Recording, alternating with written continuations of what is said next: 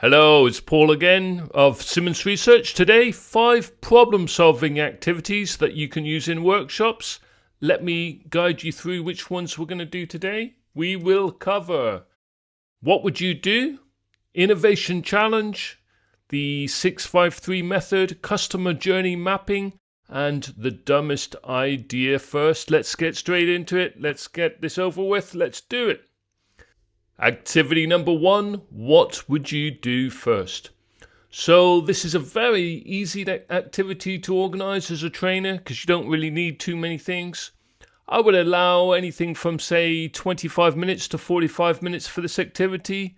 You can have groups of 3, 4, 5 or bigger groups if you need to, really depends on the size of the class. All you need is a whiteboard and marker, and you want lots of pieces of paper with famous people's names written on them. So it could be people like Michael Jordan, Prince Harry, Hillary Clinton, Lady Gaga, Madonna, Sherlock Holmes, one name on each piece of paper. So the idea here is that the groups are going to tackle a problem, and they're going to do so with the idea that they're going to look at how would the famous person that they've got on a piece of paper, how would this person try to solve the problem? What kind of way would they use? So this involves creative thinking. So you have to try and think and put yourself in the mind of other people. What kind of solutions would they try and come up with? This is a fun activity. If you're holding training to do with problem solving, it's a lot of fun. Great icebreaker as well. But it gets people thinking outside the box and thinking creatively. Let's go to activity number 2.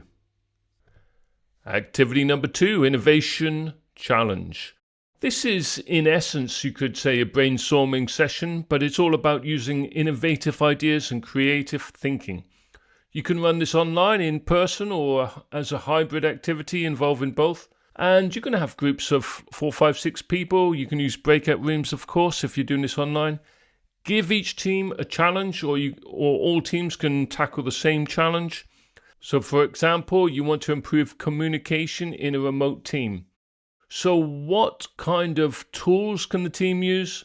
What virtual tools can they use? How can they use virtual team building activities and virtual social events? What can they do, or what can be done to improve unity and teamwork and collaboration? So as a group, they're going to come up with different ideas for improving the communication in a remote team. At the end of the session, each group should share some of the ideas, and that is this activity number 2.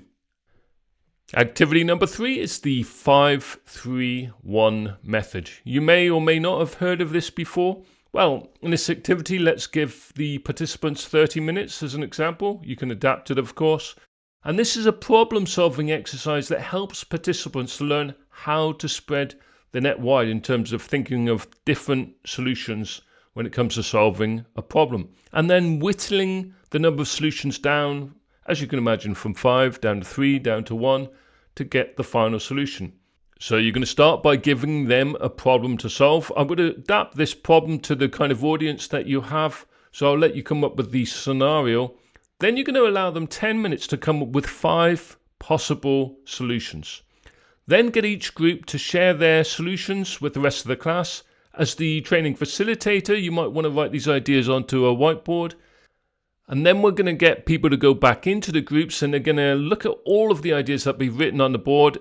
And as small groups, they're going to choose 3 ideas that they have selected. And then we're going to have them share with the rest of the class their 3 ideas. You're going to write it on the blackboard or whiteboard again.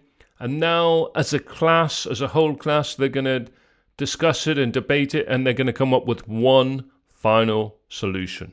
So this really could take 30 minutes, might be a 30-minute activity. Let's go to the next one. Customer journey mapping. Now, this is more of a longer activity, really a 60-minute activity. That's ideal. Put people in the groups of 4, I would suggest, or 4, 5, 6.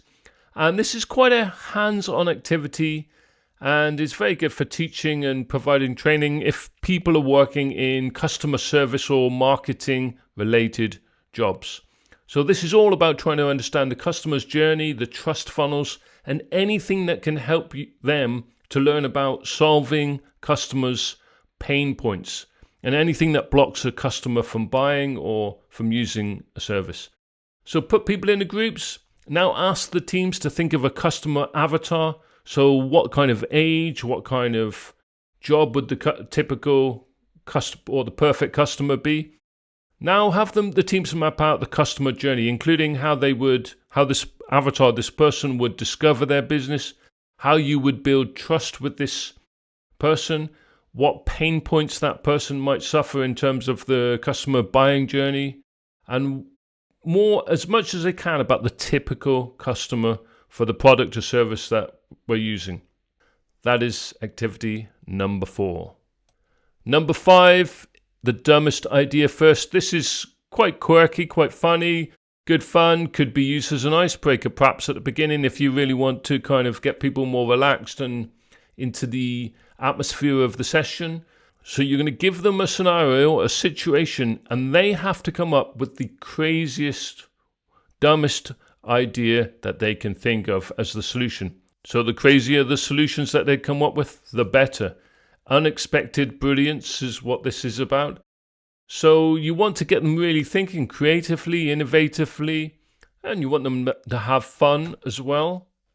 So put them into small to medium-sized groups and then give them a scenario such as, imagine that a marketing company, or no, let's say a university department, they want to increase their social media engagement with potential students and with existing students. What could they do? A dumb idea might be to create Instagram posts using only Morse code. It could be that they share daily photos of office chairs. Could be that they reply to every comment from followers with a love heart. Okay, that would be a bit strange, but it is about, of course, coming up with the dumbest ideas first. So after 15 or so minutes, get the groups to share with the rest of the class the dumbest ideas they came up with. So maybe let's have 3, 4, 5 dumb ideas from each group. And then they're going to share it with the rest of the class.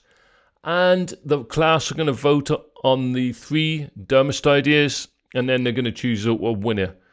Dumbest idea wins. It's all about creativity, a lot of fun.